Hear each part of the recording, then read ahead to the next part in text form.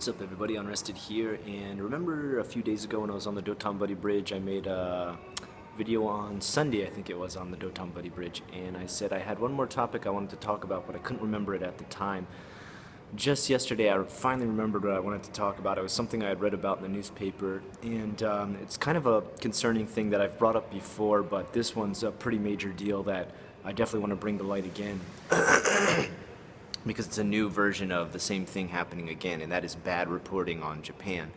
A while ago, and this is a pretty long time ago, 2 years ago maybe, I read an article by a reporter named Christopher Johnson, also known as Chris Johnson sometimes, and he wrote about being held up in a Japanese gulag, as he reported it, not quite the same as a North Korean gulag, as you may have read about before, which is insanely inhumane. He said that he was in Japan. I believe the story was, and don't quote me on this, I might be messing it up a little bit, but the facts of what I'm getting to is more important. He had overstayed his visa slightly, and when the airport found out, they put him into some kind of prison-like area that he called a gulag, and held him for questioning for hours and hours on end, in inhumane conditions, not giving him the proper water and food, and even so much as terrorizing him and treating him like a terrorist or an enemy to the Japanese country and stuff like that, kicking him out of the country and never letting him back in again, and telling him what an awful person he was and this horrible treatment he went through. And when he wrote this article, I didn't know until a little bit later that a lot of other reporters called him out and was like, you know, we've kind of researched your facts, your elements of this here, some of the sources that you quoted, and it's not really ringing true at all. Like, nothing's coming back as true. So do you have anything to like back this up? Can you give us some sources? And he got really angry apparently and just started attacking all these people that were telling him that his article comes across as really bad reporting, fake, and with poor sources. And apparently history behind him came out that he's kind of a psycho in every company he's ever worked for. Apparently there was some French newspaper company he worked for, and the person who replaced him at the job, he set like death threats to and told him he'd beat him up on the street and everything. And the guy like just didn't even know him. I saw a log of the messages back and forth, and it was like, I'm sorry, I don't even know who you are. Who is this? Like, why are you threatening me and stuff? And it was pretty scary messages he was sending the guy. There was another one where right after his supposed ban from Japan for being sent to the gulag, he came back to Japan, which he told everybody he couldn't do. Right away called out by the other reporters who shot down his report, and a Japanese reporter working for the New York Times, he started to harass her for calling him out on the fact that he came back to Japan after saying how he'd been abandoned and held in a gulag and stuff like that and deported from the country. And so he started to attack her with all sorts of Twitter messages and stuff.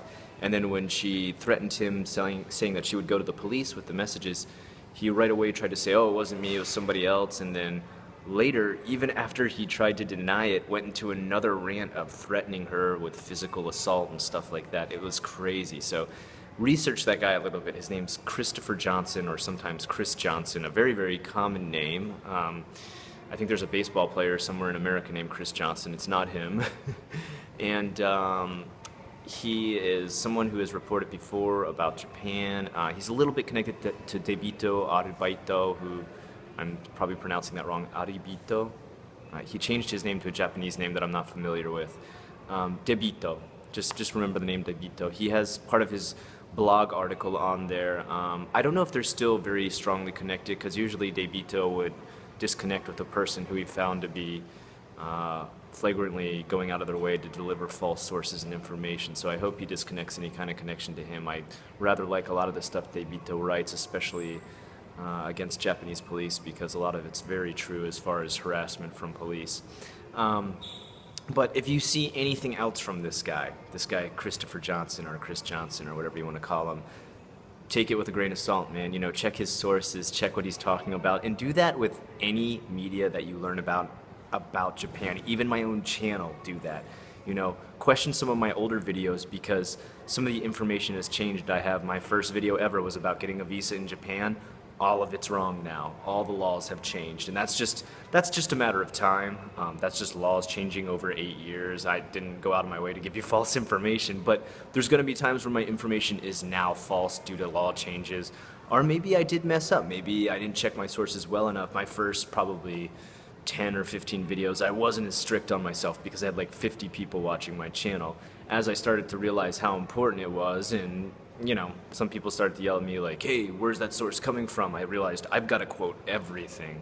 So a lot of the stuff I get, I quote actually from Japanese professors at Japanese colleges, because a lot of times when people within the country get angry and attack me, I say, well, I'm getting the source from your country, so maybe be angry at your own colleges. I don't know what to tell you. But always check your sources, always check a lot of these reports, especially papers like The Guardian, total bullshit articles, Kotaku, Rocket News sometimes is a little better than the rest, I'd say, but check those too, man. Always check your sources, check who's writing the stuff, check what's behind, how much they've actually been to Japan. Some of these people have never been to the country, and they're just writing these articles that make it look like a culture of entertainment, and that, oh, wild Japan, these people do nothing but crazy shit on the street, licking eyeballs and getting donuts implanted into their heads. That's all I can say. Check your sources, check out that guy Christopher Johnson, see what a scammer he was, and know that this is pretty common when it comes to foreign news sources about Japan. Till next time, I'm Unrested. If you like what you heard and saw here today, please like, subscribe, and comment. I will see you again.